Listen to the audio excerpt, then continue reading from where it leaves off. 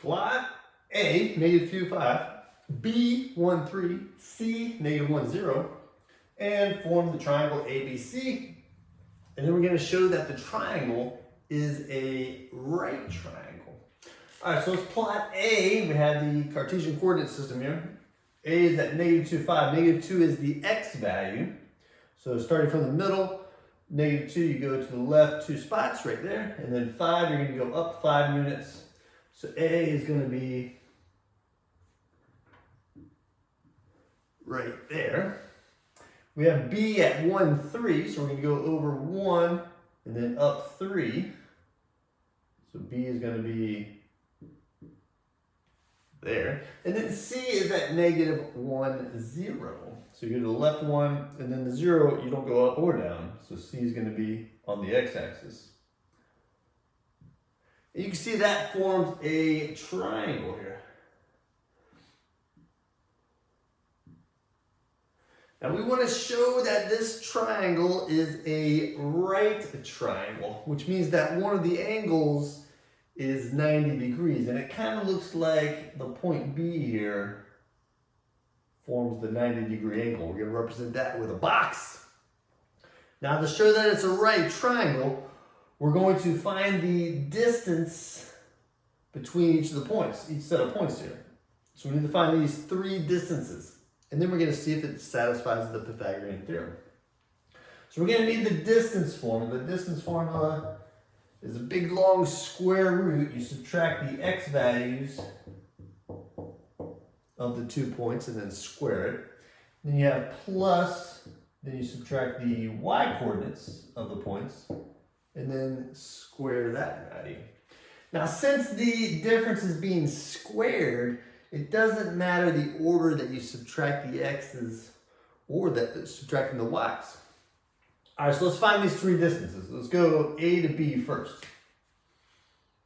I can represent that with AB with a line above it. So, all right, so I want to take the AB points and I want to subtract the x coordinates, negative 2 and 1. It doesn't matter if you do negative 2 minus 1 or 1 minus a negative 2, whichever one you want to do. You'll come out to the same answer. I'll do negative 2 minus 1. And then I want to add that to the difference of the y's, 5 minus 3. And that is being squared. So negative 2 minus 1, that's negative 3.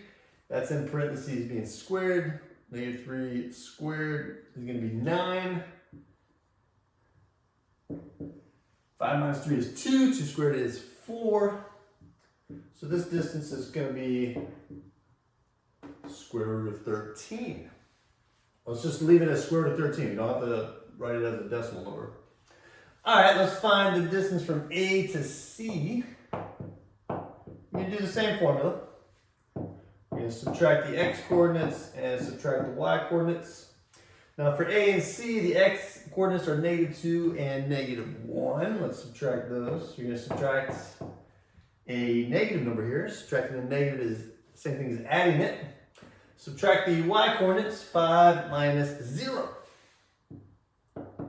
All right, so this is negative 2 minus a negative 1. So this is negative 2 plus 1, which is negative 1. Negative 1 squared is 1. And then this is going to be 5 squared, which is 25. So this one's coming out to square root of 26. All right, we have one more distance to find, B to C. Do this formula again. All right, so now we want the difference between the x coordinates of B and C. That's 1 and negative 1, so it'll be 1 minus a negative 1. Subtract the y coordinates, 3 minus 0. All right, so this is 1 minus a negative 1, which is really 1 plus 1, which is 2. And then you're going to square it. 2 squared is 4. And then this is going to be 3 squared, which is 9. So we end up with square root of 13.